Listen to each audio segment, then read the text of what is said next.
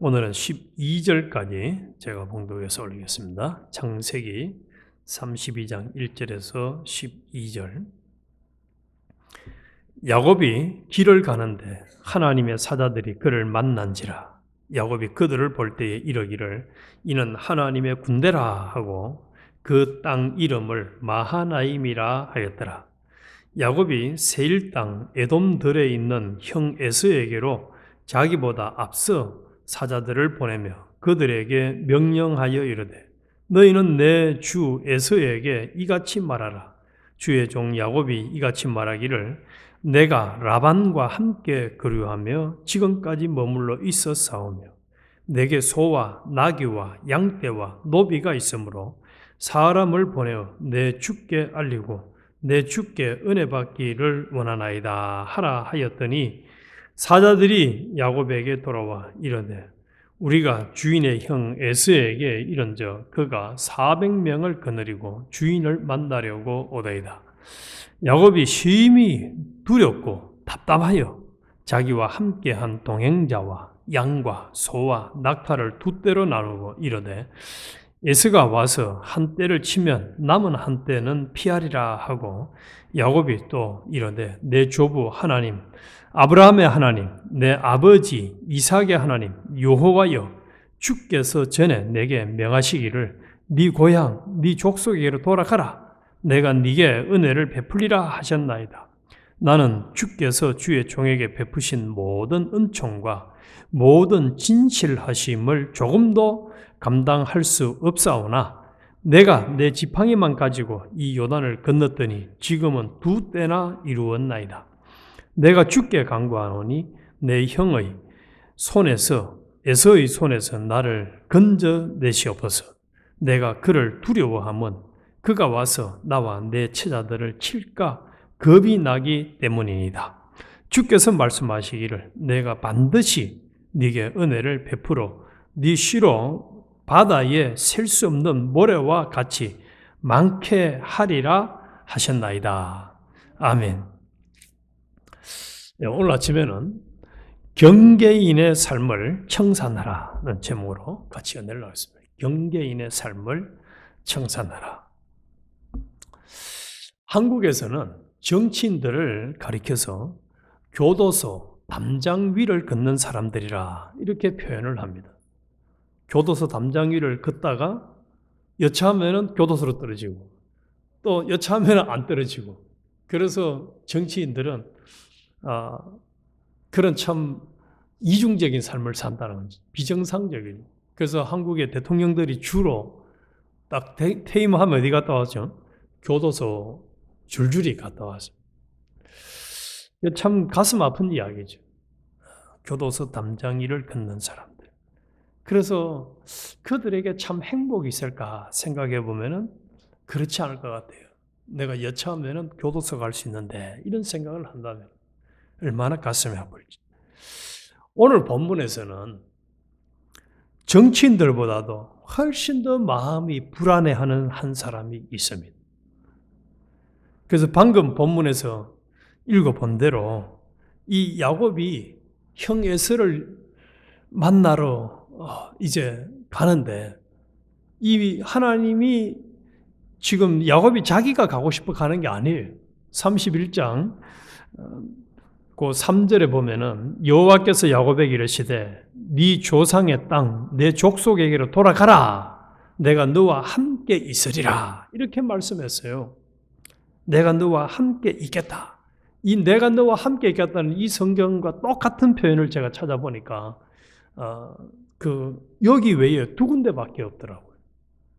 여호수아에게 또 모세에게 딱 한 번씩 얘기했어요. 내가 너와 함께 있겠다. 이 표현을 그대로 한 것은.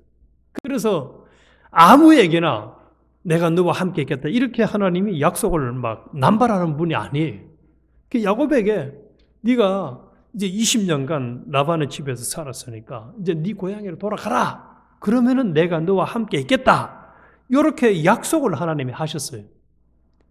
그 약속을 따라서 이제 고향으로 가는데 형 에서가 온다는 소식을 듣고 그 7절을 읽었죠. 야곱이 심히 두렵고 답답하여.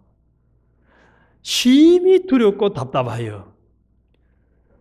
정치인들은 교도소 담장 위를 긋고 있어도 그 사람들 얼굴 뻔뻔하게 별로 안 두렵게 사는 것 같아. 그런데 오늘 본문에 보니까 이 야곱은 심히 두렵고 답답했다. 왜 그렇죠? 죽을까 싶었어. 형 에서에게 맞아 죽을까 싶어가지고. 심지어는 내 자식들, 내 마누라까지 다 죽을까 싶었어. 심히 두렵고 답답했습니다. 혹시 이 자리에는 우리도 지금 하나님 앞에 기쁘고 감사하고 우리 500장 찬송가 불렀잖아요. 주님이 나와 함께 하시면 시험도 이기고 항상 천국 생활이 되어지고 이게 날마다 그냥 천국이 되어지는데 날마다 생지옥처럼 두렵고 불안하고 초조하고 앞으로 어떻게 살아갈까, 내 인생은 왜 이럴까 하고 이 야곱만큼은 아닐지 몰라도 심히 두렵고 떨리는 불안한 이런 야곱만큼은 아닐지 몰라도 힘든 삶을 살아가고 있지는 않은지, 그러면은 왜 이 야곱이 이렇게 심히 두렵고 불안해하고 답답해하는 참 괴로운 삶을 살아가는가, 그 원인을 우리가 오늘 본문을 통해서 분명히 살펴요. 32장은 내용이 참 많은 장입니다. 그 13절 이하에는 이제 환도뼈가 부러지는 장면, 하나님의 사람을 만나가지고 말이죠. 자기 이제 환도뼈가 부러지는 장면, 우리가 다 알고 있죠. 이 내용이 있는데 이건 너무 많아서 이거는 오늘 아침에는 우리가 포기하고 앞에 것만. 자, 왜 오늘 경계인의 삶을 청산하라 이렇게 제목을 정했느냐? 이 야곱이 철저하게 양다리 걸치는 삶을 살아가고 있습니다.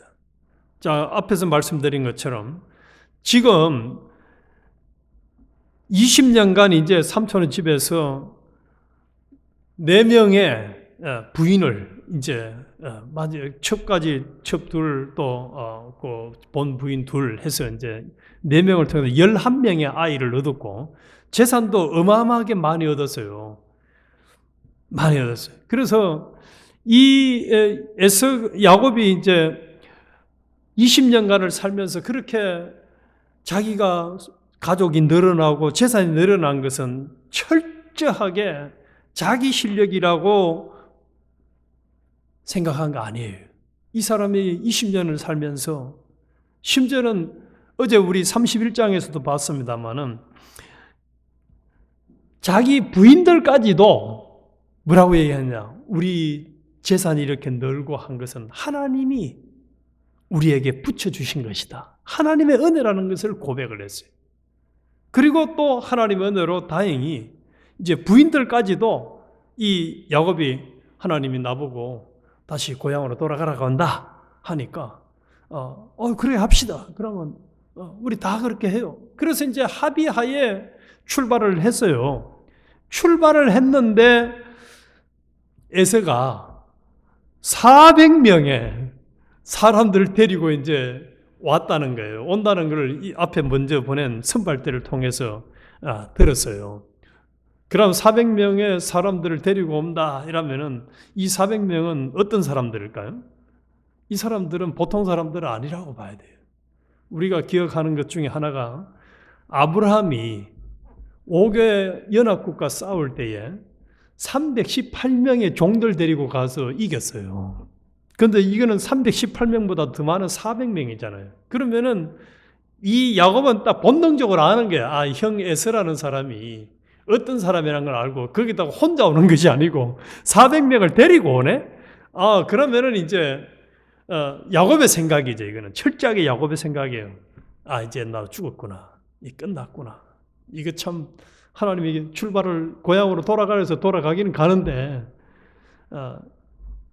우리 이 야곱은 참 누구보다도 또 파란만장한 경험이 있는 사람이에요. 처음에 가나안에서 떠나서 이제 어머니 그 할아버지의 땅 하란으로 갈 때도 하나님이 가라고 해서 이제 피난해서 갔잖아요. 에서한테 안 맞아 죽으려고 갔는데 말이죠. 그래서 20년 살다가 이제 하나님 은혜로 엄청나게 많이 늘어가지고 왔는데 다시 이제 하나님 명령 따라서 순종해서 고향으로 돌아가는데 보니까 형이 400명을 데리고 온다 하네.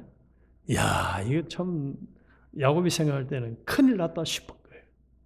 그 얘기를 듣고 야곱이 심히 두렵고 답답하여 자기와 함께한 동행자와 양과 소와 낙타를 두 떼로 나누고, 그래서 참 이 야곱은 항상 머리가 잘 돌아가는 사람이에요. 어떻게 했습니까? 한 떼를 먼저 형이 치면은 뒤에 있는 나는 살아남을 것 아니냐 이렇게 생각을 하고 이제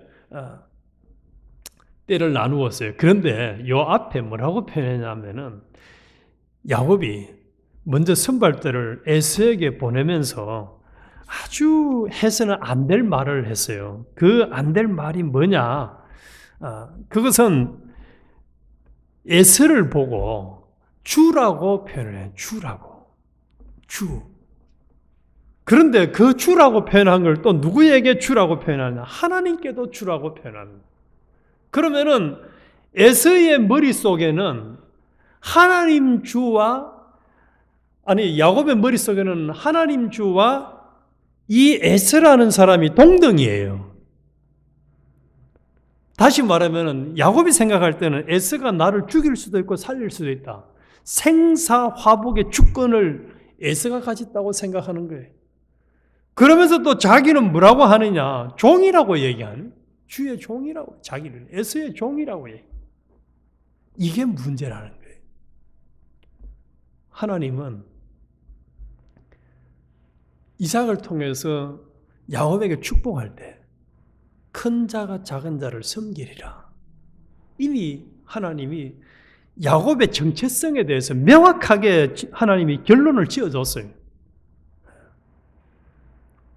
이것을 하나님의 말씀, 약속을 믿은 사람들은 그 길은 파란반장할지 몰라도 누가 끝까지 책임져 줄까요? 약속하신 하나님이 책임져 줘요. 우리 약속을 믿었다가 또 얘기했다고 고생한 사람이 있어요. 성경은 요셉이라는 사람, 요셉이 꿈을 보니까 하나님이 아버지도 형들도 자기한테 절한 얘기, 그 꿈 얘기했다가 결국 어떻게 된 거예요? 미움받아가지고 그냥 팔린 거 아니에요. 그런데 결과적으로는 창세기 50장에 가서 보니까 뭐라고 했냐?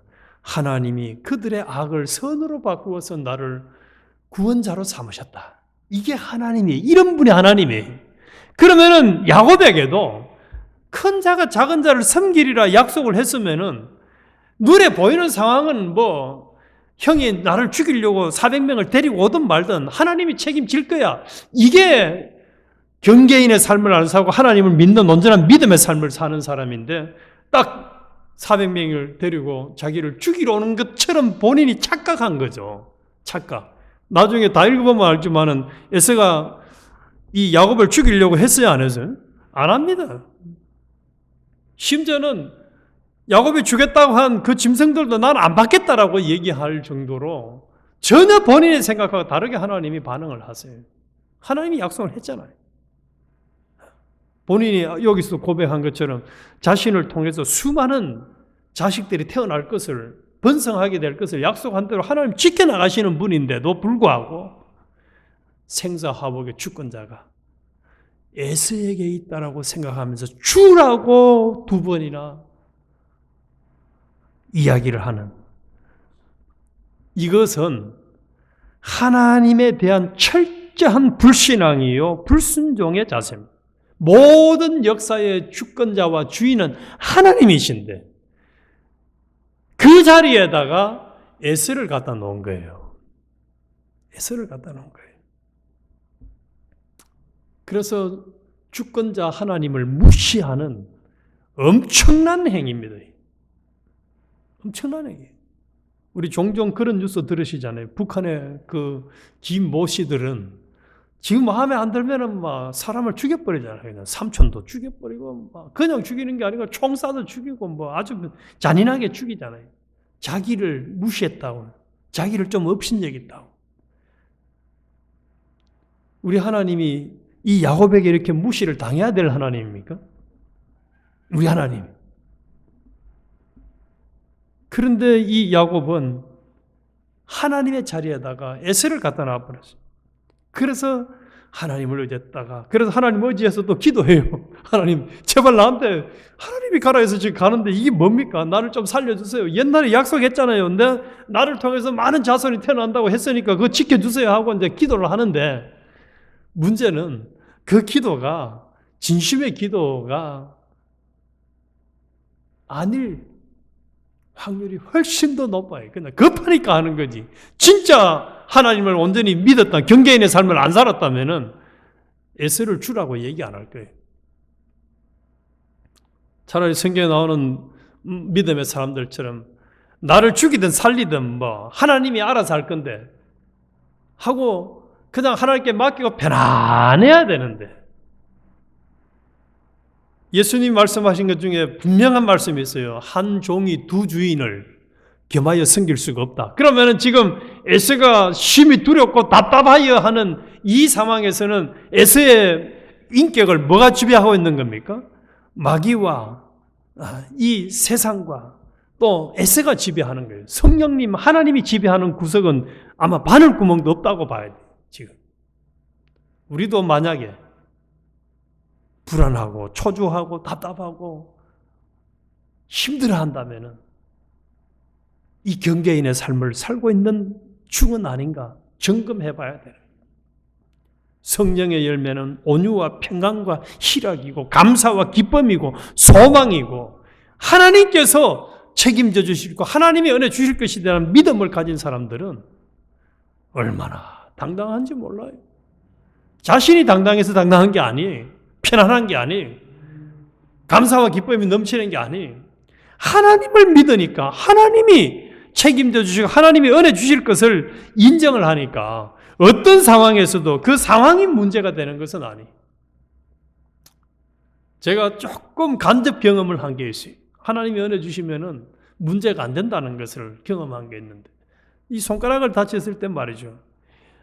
식은땀이 나는데 처음에는 안 아파요. 이 손가락이 잘렸는데도 안 아파요. 그런데 택시를 타고 병원에 가는 길에 막 얼마나 식은땀이 나고 아프더니, 근데 또 병원에 가니까 이 의사가 무식하게 마취를 하는데 아픈 거기를 막 바늘로 몇 반을 찌르더라고. 찌를 때는 얼마나 아프던지. 그런데 조금 시간이 지나니까 이제 마취가 되니까 이제 하나도 안 아파. 잘라도 안 아프고 기부도 안 아프고 하나도 안 아픈 거예요. 분명히 통증은 있는데 통증을 못 느끼는 거예요. 그때 제가 뼈저리게 느꼈어요. 진짜 뼈저리게. 이 마취제가 똑같은 아픈 상황이라도 통증을 없애주듯이 우리 하나님이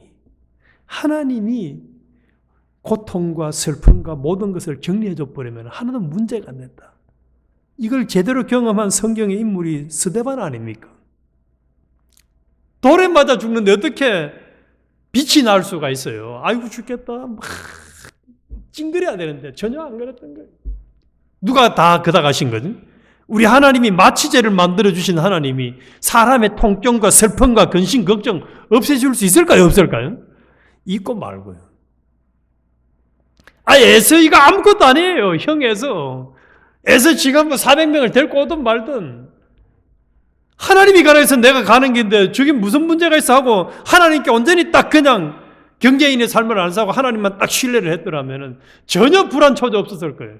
당당하게 에서가 너 왜 왔느냐 이러면 너 하나님이 가라고 해서 왔어 하고 이러 더 당당하게 자기가 앞서서 갔을 건데 32장에서의 야곱은 그렇지 못했습니다. 그렇지 못했어요. 우리 한번 우리에게 적용을 해봅시다. 우리가 지금 이 자리에 있는 것 우리의 생각과 계산입니까? 하나님이 인도하셨습니까? 하나님이 100% 인도하신 거예요. 하나님이 100% 인도하신 거예요. 여기는 우리 모두들 미국 여기서 살 거라고 생각을 했습니까? 하나님이 인도하신 거예요. 앞으로도 하나님이 인도하실 것에 대한 것만 명확하게 찾으면은 나머지는 하나님이 책임지겠다. 내가 함께 하겠다. 그래서 함께 하겠다고 한 약속을 지키시는 하나님이란 말이에요. 앞으로 우리에게도 마찬가지. 내가 세상 끝날까지 너와 함께 하겠다고 우리에게도 약속하셨잖아요. 아멘이십니까? 우리에게도 함께 하셨어요. 그리고 그 하나님을 시편 23편에 보니까 여호와는 나의 목자시니 우리를 인도하는 길을 어디로 인도한다고 했습니까? 쉴만한 물가 푸른 초장으로 날마다 인도하시는 거예요. 시편 1편에 보니까 시절을 쫓아 과실을 맺는 곳으로 인도하시는 분인데 그 길을 가면서 아이고 죽겠다 못 살겠다 이렇게 상황을 경계인의 삶을 사니까 불안한 거예요. 경계인의 삶을 사니까 심히 두렵고 답답한 거예요. 그런데 경계인의 삶은 하나님이 나를 인도하셨는데 지금 내가 하나님의 뜻을 따라서 나는 순종하는 길인데 하고 그냥 하나님께 다 맡겨버리고 나머지는 그냥 지금 상황에서 내 할 일만 하면은 그 삶은 천국이 되는 겁니다. 우리 오늘부터 이 삶을 꼭 살아갑시다. 경계인의 삶을 다시는 살지 맙시다. 야곱처럼 살아서는 안 됩니다. 참 하나님이 답답해하는 거예요. 하나님 아버지